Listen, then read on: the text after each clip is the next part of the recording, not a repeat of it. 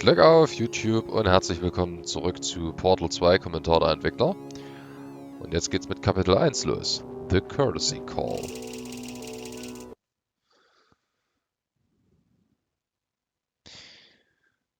Bin ja mal gespannt, ob sie ein bisschen was zur Lore erzählen, gerade in der alten Anlage. Das ist ja eigentlich das, was ich mir von dem hier erhoffe. Good morning. You have been in suspension for 50 days. In compliance with state and federal regulations, all testing candidates in the Aperture Science Extended Relaxation Center must be revived periodically for a mandatory physical and mental wellness exercise. You will hear a buzzer. When you hear the buzzer, look up at the ceiling. Good. You will hear a buzzer. When you hear the buzzer, look down at the floor. Good. This completes the gymnastic portion of your mandatory physical and mental wellness exercise. There is a framed painting on the wall. Please go stand in front of it. Hi, my name is Gabe Newell, and welcome to Portal 2. When we released the original Portal in 2007, it was an experiment to see how gamers would respond to a different kind of gameplay and storytelling experience. Portal went on to win a bunch of awards, sell many copies, and, most importantly, resonate with gamers in a way that no other Valve title has. The challenges for us in building Portal 2 were to live up to people's expectations, to take you back to the world of Chell and Aperture Science, and to surprise gamers again, not with more of the same, but with more of the new. And I think it will be, mostly, a pleasant surprise. To listen to a commentary node, put your crosshair over the floating commentary symbol and press your use key. To stop a commentary node, put your crosshair over the rotating node and press the use key again.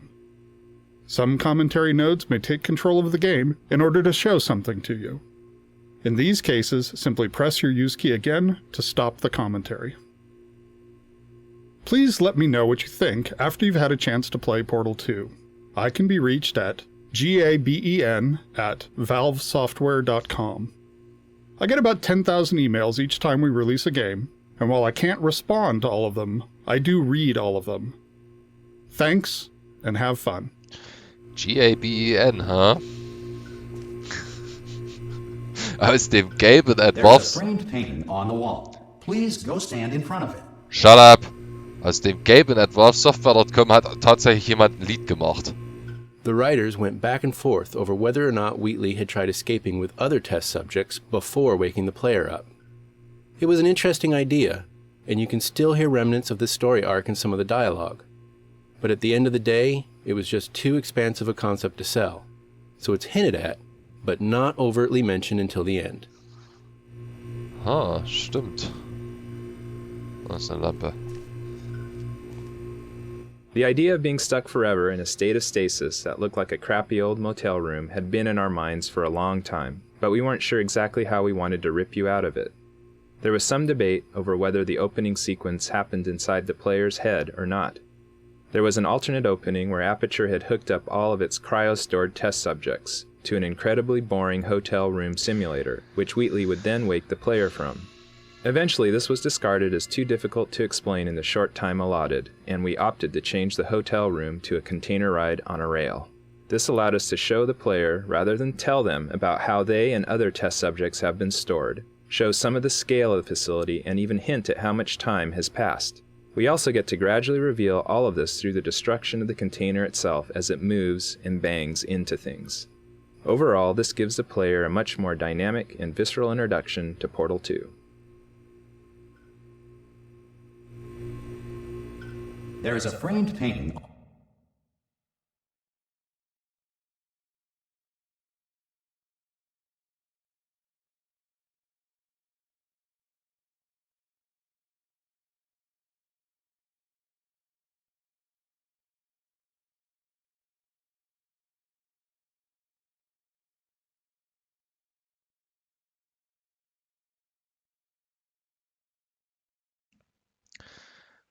Dass die alle immer anrufen, wenn ich On eine the Aufnahme wall. mache. Please Ja, look. ist This ja is gut. art.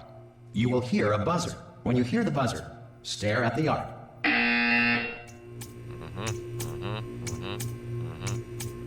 You should now feel mentally reinvigorated. If you suspect staring at art has not provided the required intellectual sustenance, reflect briefly on this classical music.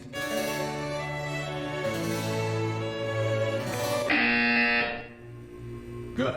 Now please return to your bed.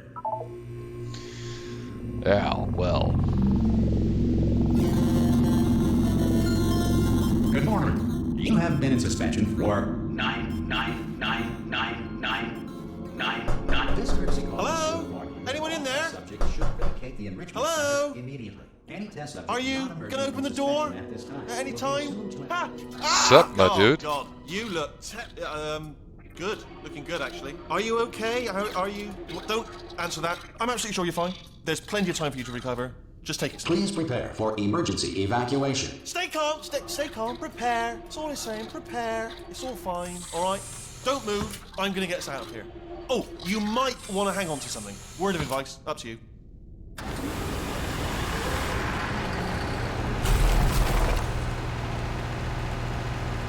You all right down there? Can you hear me? Hello?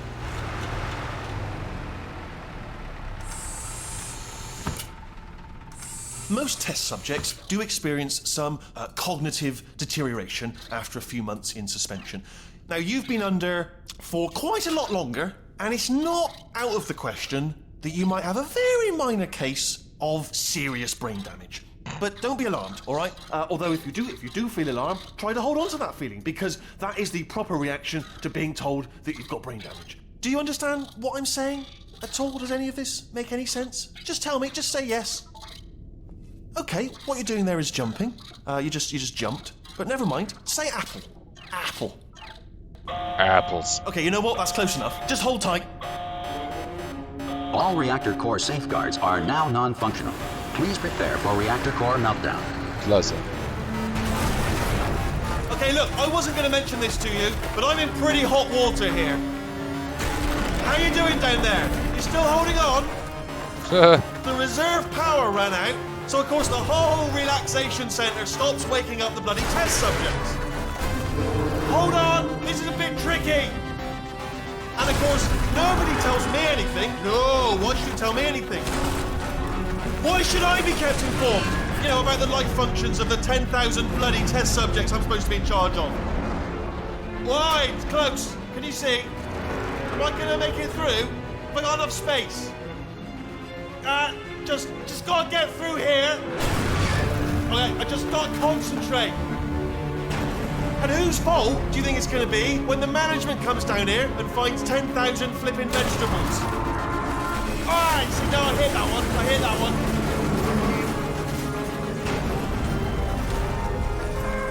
Okay, listen, we should get our story straight, alright? If anyone asks, and no one's gonna ask, don't worry, but if anyone asks, tell them as far as you know, the last time you checked, everyone looked pretty much alive. Alright? Not dead. Okay, almost there. On the other side of that wall is one of the old testing tracks. There's a piece of equipment in there that we're going to need to get out of here. I think this is a docking station. Get ready.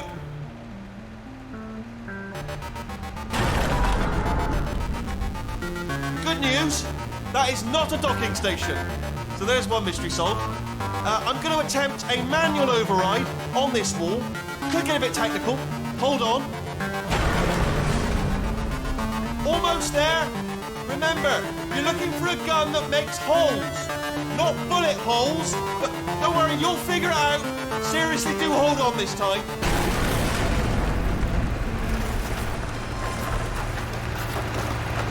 Well, there we go. Now, I'll be honest, you are probably in no fit state to run this particular type of cognitive gauntlet. But, at least you're a good jumper. So, you got the jumping on your side. Just do your best, and I'll meet you up ahead. The container-ride destruction sequence provided some unique technical challenges. The dynamics you experience are actually computed as two separate but nested simulations. The first is a course-scale simulation designed as a stress element analysis pass. This pass computes the overall gross motion of the container itself and computes the collisions and breakpoints based on path keyframe data and a network of constraints. As the container bumps and crashes along, the constraints start breaking and the room progressively starts to come apart. There are over 300 rigid bodies and 900 constraints in this rig, all individually configured for properties like tensile, friction, and collision response. Oh. The core simulation portrayed gross motion that captured the main dynamics of the ride, but not the fine details. The product of the core simulation was then used to deform spline-based surfaces representing the container geometry, which in turn were parents to fine debris anchored as rigid bodies. As the surface deformations increase, anchors are broken and the fine debris rigid bodies are released into the simulation. The fine simulation also includes the interior furniture and the model detailing. The two simulations were then connected using cache data and were driven together by a series of scripts. Due to the computational complexities of having two nested simulations, we had to come up with some solutions to some interesting mathematical problems. One problem was that the nested nature of the simulations resulted in some instability in the fine debris calculations due to floating point computational limits. The solution employed for this was to compute the fine debris on a stage where the root transform of the core simulation was essentially cancelled out and stored for later use. This allowed us to more accurately detect the fine interactions between the debris and the environment. Post-simulation, the root transform position and inertia were reapplied to the details. We solved the problem of trying to compute the player within this highly dynamic environment by putting them in a virtual room that has all the base shapes of the rendered container, but is simply used to compute player navigation. It's hidden somewhere else in the map. The viewpoint of the player is then parented to the core simulation transform, resulting in the final rendered frame. At the end of the ride, the player is teleported into the actual game space. The simulations were iterative, enabling us to sculpt the dynamics in parallel with gameplay design. In the final product there are over 1,200 rigid bodies, 900 constraints, and 1,000 joints. With all the iterations combined, the actual runtime spent computing the simulation was 92.4875 days. Du Scheiße. Alter. That's the spirit. Oh gut. Good luck. Hello, and again, welcome to the Aperture Science Enrichment Center. We are currently experiencing technical difficulties due to circumstances of potentially apocalyptic significance beyond our control. However, thanks to emergency testing protocols, testing can continue. These pre-recorded messages will provide instructional and motivational support so that science can still be done, even in the event of environmental, social, economic, or structural collapse. The portal will open and emergency testing will begin in 3, 2, 1. Okay, also dieses Konzept mit kleineren versteckten, ich sag mal in Anführungszeichen, Karten auf der Karte ist mir bekannt, aber dass sie das für den Container gemacht haben, das war mir neu. Cube and button-based testing remains an important tool for science, even in a dire emergency. If cube and button-based testing caused this emergency, don't worry. The odds of this happening twice are very slim. Schön. Portal 2 nimmt mir auch keinen Schaden mehr. Den Falltest hatte ich ja in Portal 1 mal gemacht.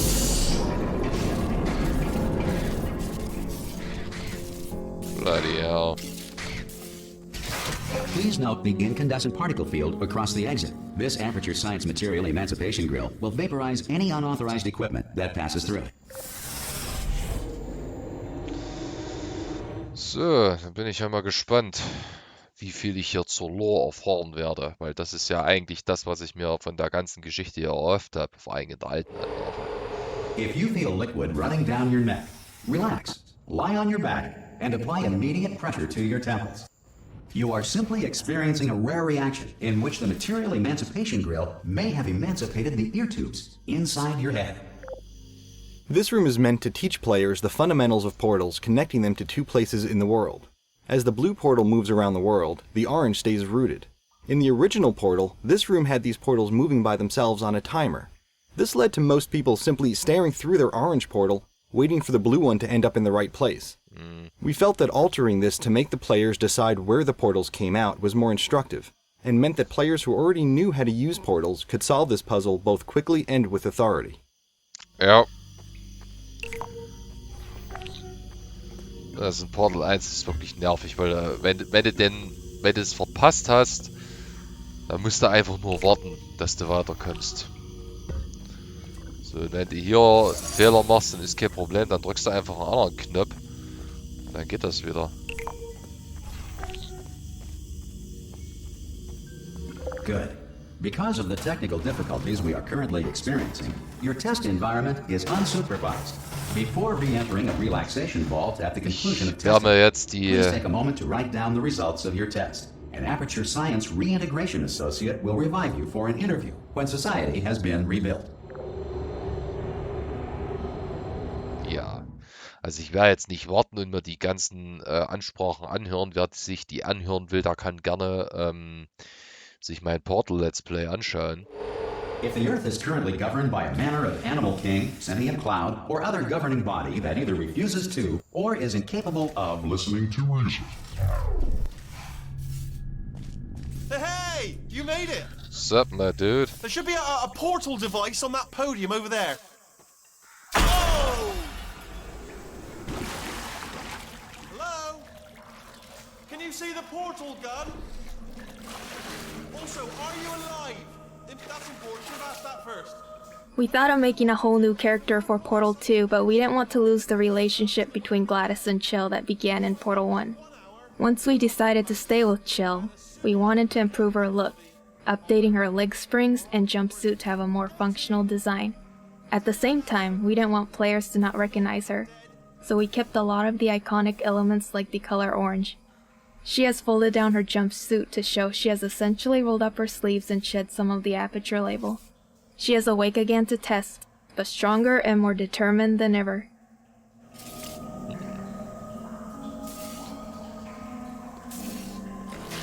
Ich hätte mir hier jetzt zwar ein bisschen was über den Redman erhofft.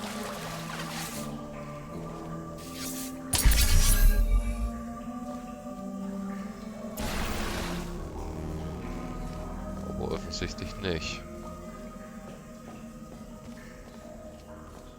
Ich denke, ich werde hier auch nicht allzu sehr viel über die Lore erfahren. Das ist, denke ich, Wunschdenken. Some emergency testing may require prolonged interaction with lethal military androids. Rest assured that all lethal military androids have been taught to read and provided with one copy of the Laws of Robotics to share. Good. If you feel that a lethal military android has not respected your rights as detailed in the Laws of Robotics, please note it on your self-reporting form. A future Aperture Science Entitlement Associate will initiate the appropriate grievance filing paperwork. Schön. Ich weiß gar nicht, hatte ich das Let's Play eigentlich mit Sound auf Deutsch oder auf Englisch gemacht? This next test is very dangerous. To help you remain tranquil in the face of almost certain death, smooth jazz will be deployed in 3, 2, 1.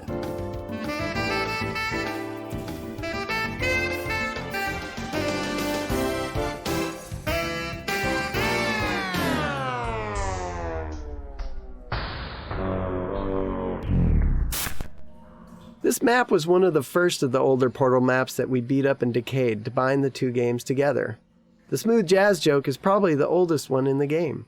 The team discovered through playtesting that smooth jazz was funny to all ages, genders, and cultures. Okay.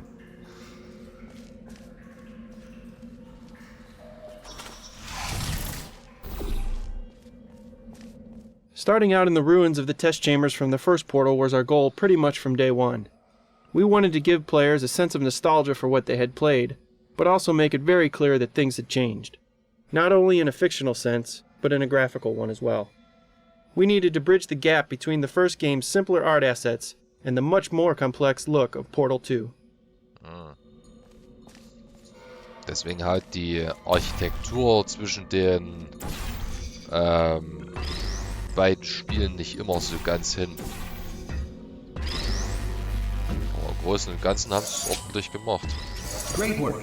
Because this message is pre-recorded, any observations related to your performance are speculation on our part. Please disregard any undeserved compliments.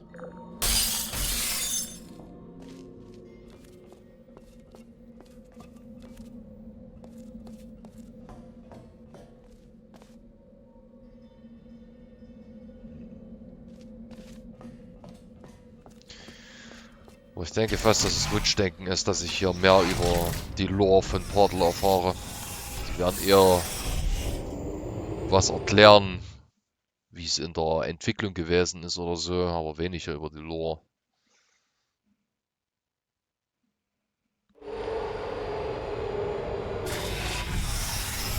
If the Enrichment Center is currently being bombarded with fireballs, meteorites, or other objects from space, please avoid unsheltered testing areas wherever a lack of shelter from space debris does not appear to be a deliberate part of the test.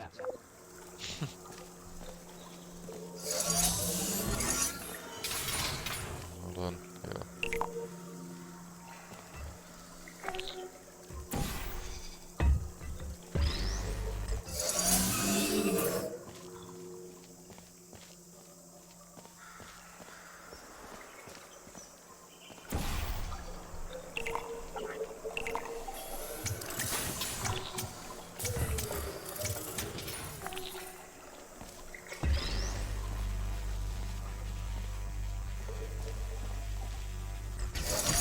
Well done.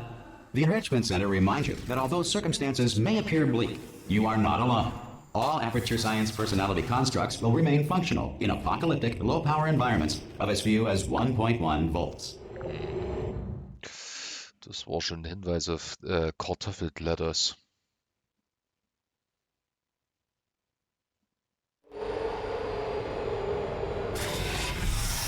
This next test applies the principles of momentum to movement through portals. If the laws of physics no longer apply in the future, God help you.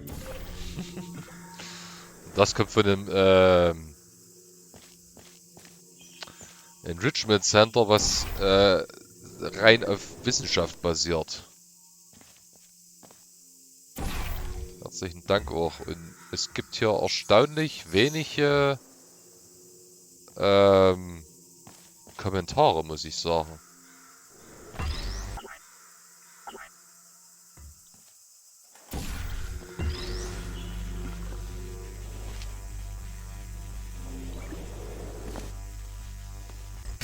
If you are a non-employee who has discovered this facility amid the ruins of civilization, welcome. And remember, testing is the future, and the future starts with you. Much of the fun in Portal is based on the joy of the aha moment when you learn something new. The game needs a very specific pacing to ensure these moments. If things are too easy, then you're robbed of that moment since it feels like you didn't accomplish anything. If it's too hard, then players feel stupid instead of smart when they finally realize that one small part of the puzzle that they were missing. Unfortunately, trying to create that delicate balance leads to a lot of shuffling of levels and a lot of revisions and tweaks to existing levels. When we started the project, making any big structural change in a level, or the order of levels, would lead to hours or even days of busy work, trying to reconnect things and make sure they lined up again. If we ever wanted to ship something the size of Portal, with the finely tuned balance we desired, then we needed a way to be able to make the big changes to the layout of the game, without paying the cost of making everything line up again. We needed a way to bend space. We needed to think with portals. Using portals to connect different areas in the world, we could make any type of impossible space work out. You could look through a hallway into the next room, but the hallway might be on the other side of the map, and the room you were looking into might be in a completely different orientation. We could seamlessly insert an elevator, a huge expansive vista, a room that was bigger on the inside than the outside, or even create an infinite fall by connecting a shaft back into itself. Soon every connection between any space was a portal. We could even switch them on the fly. Even a simple door worked like the cartoons, just a facade painted on a wall that seamlessly opened somewhere else entirely. Once the game settled down, we were able to finalize our path and remove all the world portals. There's only one impossible space left in the whole game. See if you can figure out where it is. Okay. Ja, na klar, die Balance zu finden zwischen zu schwierig und zu einfach, das kann ich mir schon durchaus vorstellen, dass das extrem schwierig ist. Das hat man ja bei Portal Stories mehr gesehen. Das ist, selbst im Story-Mode hatte ich teilweise noch ganz ordentlich zu knabbeln. Dass ich dort... dass ich dort halbwegs durchgekommen bin. So, Story-Mode, das ist auch das... Das ist das, was mir in einigen Testkammern aufgefallen ist. Wo vermeintlich was gefehlt hat. Die haben die wirklich umgebaut. Die haben für den Story-Mode die Testkammern... Good work getting this far, future starter. That said, if you are simple-minded, old, or irradiated in such a way that the future should not start with you, please return to your primitive tribe and send back someone better qualified for testing. Die haben die teilweise so subtil umgebaut, dass es mir... Ich wusste, dass was fehlt. Ich konnte es aber nicht genau sagen, ob was fehlt. Zum Beispiel der ersten Testkammer von To ensure Virtual. that sufficient power remains for core testing protocols, all safety devices have been disabled. The Enrichment Center respects your right to have questions or concerns about this policy. Hey! Aye, aye! I'm up here! Oh, brilliant! You did... This interaction with Wheatley was the first that we hooked up for our initial showing at E3. It demonstrated how Wheatley would be an actor in the world, and how the player would not only be interacting with him directly, but also using him to interact with the Aperture facility. Just pop a portal right behind me there, and come on through to the other side. The Wheatley model was designed as a mechanical version of the original Portal 1 personality sphere. Originally, they filled a very similar role to that in Portal 1, so we needed one base model which could hold a lot of different expressions.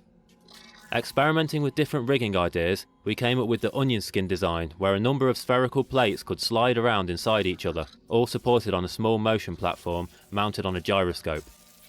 This meant that no matter what expression Wheatley was pulling, he always retained his spherical shape.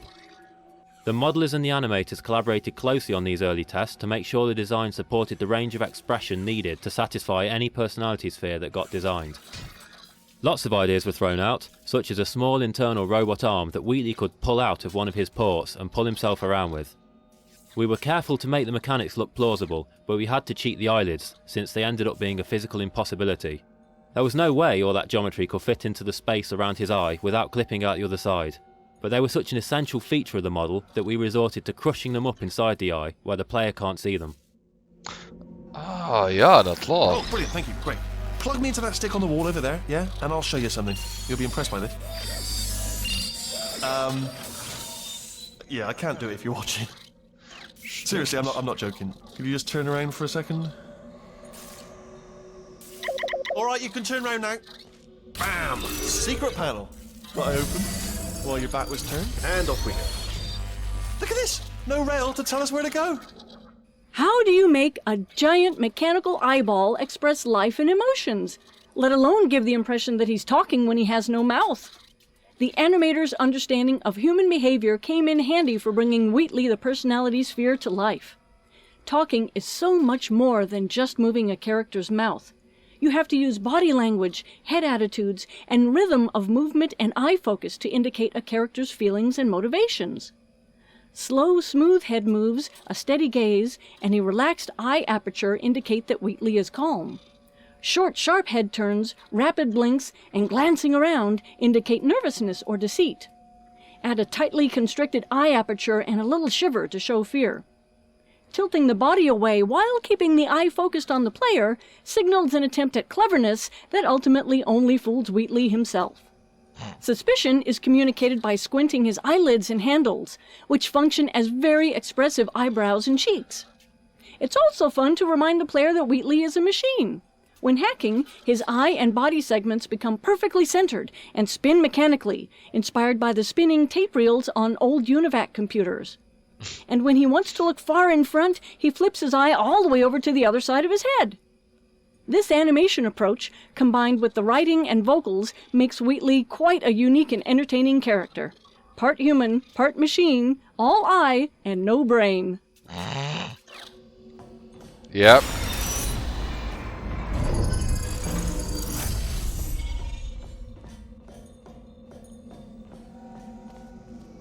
Oh no. Yes, hello, no, we're not stopping. Don't make eye contact, whatever you do. No, thanks, we're good. Appreciate it. Keep moving, keep moving. Ah, no body, all eye and no brain. Das trifft's ziemlich gut. Die Beschreibung von Weasley. Wir sind schon bei einer halben Stunde, Probably to bring ne? you up to speed on something right now. In order to escape, we're going to have to go through her chamber. And she will probably kill us, if she's awake. Okay, I'm gonna lay my cards on the table. I don't want to do it. I don't want to go in there. Don't go in there. She's off. She's off. Don't panic over. She's off. All fine. On we go. There she is. Originally, GLaDOS was built to curl up and disguise herself as one of her rings, potentially explaining how she had survived the explosion at the end of Portal 1. But this wasn't a very dramatic reveal. So we threw it out in favor of spreading her out over a greater distance. This also made her more recognizable as GLaDOS when you initially crossed the room. The actual wake-up animation was a combination of simulated animation with a layer of hand-keyed animation over the top. A two-stage model was created for this scene. The first stage had separate pieces and connecting cables that would be drawn together by running a physics simulation so that the pieces would interact with the environment. Physics simulations were also used to break apart the objects GLaDOS crashed into while she writhes around. At the point where GLaDOS rises free of contact with the ground, she switches instantaneously to a fully connected model with controls for hand-keyed animation. From this point, the animator enhanced GLaDOS's awakening by hand, choreographing the violent chaos of her re-emerging consciousness, while at the same time conveying the weight of a machine the size of an airliner. Once the hand-keyed animation was done, a final simulation pass was run to animate the cables and dangling parts of GLaDOS's body. The scene was produced very rapidly for an E3 deadline, and a traditional rig for the sequence was never fully realized. This made it difficult when we extended the sequence after E3 to add further animation, but we accomplished it by bearing in mind that GLaDOS herself is pretty broken at this point. The last part of the sequence requires the player to lose control of their view while being immobilized by a giant mechanical pincher. Once the controlled camera takes over, a careful alignment and time synchronization was required to make all the hand-animated models and camera interact with each other. Each of the stages in this wake-up scene contain a variety of processes that are very challenging to achieve live in a game engine. Ich kann mir schon vorstellen, dass das alles extrem schwierig ist. Das zu animieren, zu designen, zu programmieren.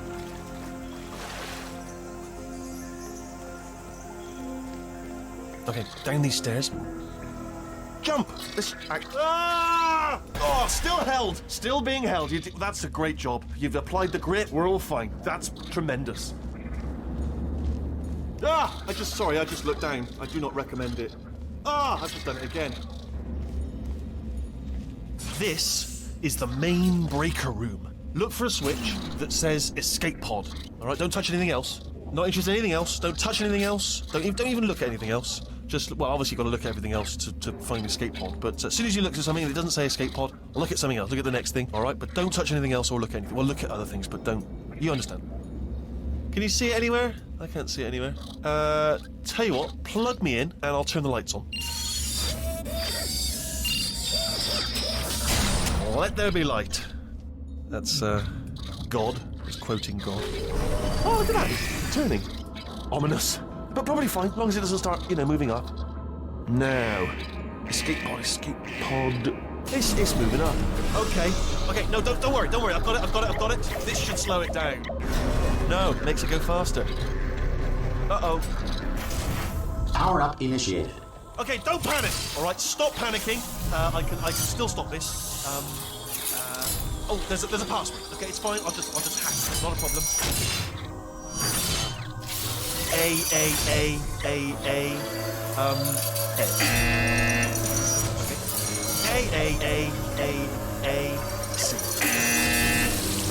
Wait, did I do B? Do you have a pen? Start writing these down. Power up complete. I don't. Okay, listen. All right, new plan. Act natural. We've done nothing. Hello. Oh, it's you. You know her. It's been a long time. How have you been? I've been really busy being dead. You know, after you murdered me. You did what? Oh no! No! Oh no! Yeah. Okay, look, we both said a lot of things that you're going to regret. But I think we can put our differences behind us. For science, you monster. I will say, though, that since you went to all the trouble of waking me up, you must really, really love to test. I love it too. There's just one small thing we need to take care of first.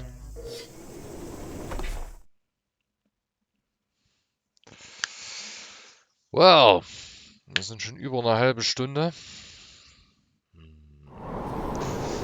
Ich kenne die Kapitelabgrenzung jetzt nicht ganz genau. Aber selbst wenn, ist kein Problem.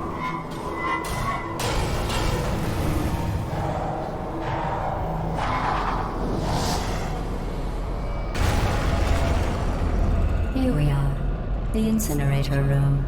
Be careful not to trip over any parts of me that didn't get completely burned when you threw them down here.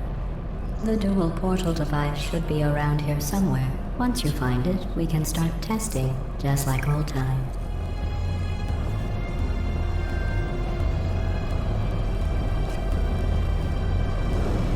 Au! There it is. Hold on.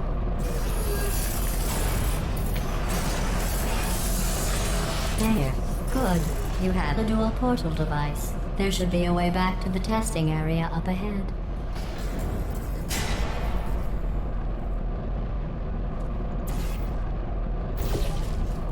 Once testing starts, I'm required by protocol to keep interaction with you to a minimum. Luckily, we haven't started testing yet. This will be our only chance to talk. Do you know the biggest lesson I learned from what you did? I discovered I have a sort of black box quick save feature. In the event of a catastrophic failure, the last 2 minutes of my life are preserved for analysis. I was able, well, forced really, to relive you killing me again and again, forever. You know, if you'd done that to somebody else, they might devote their existence to exacting revenge. Luckily, I'm... When the player first encounters the robot arms, we wanted to convey that they were still coming back online. The idea was that GLaDOS was just waking up, and hadn't yet fully regained control of them. Slowly over the course of the first few levels of this act, she gets more sure of herself, and her ability to alter and mess with the lab increases. The arms presented a number of challenges, the key one being the interaction with the player. It was easy for the player to get stuck behind or inside of the models if they did something too complex. So we had to limit most of the arm action to the walls or ceilings of the test chambers, and we restricted their use on a larger scale to areas where we could be sure of the player's location. Aber das ist gar keine so dumme Idee, dass man da erstmal sieht, dass das hier alles erst wieder hochfahren muss.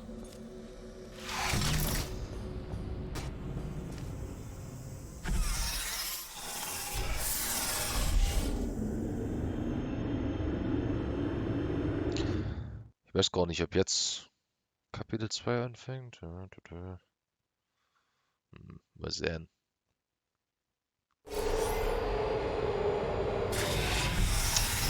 Ja. Naja, gut, fast 40 Minuten für Kapitel 1. Alles klar. Und wir sehen uns in der nächsten Folge und Aufnahmesession. Bis dahin, das Vidania.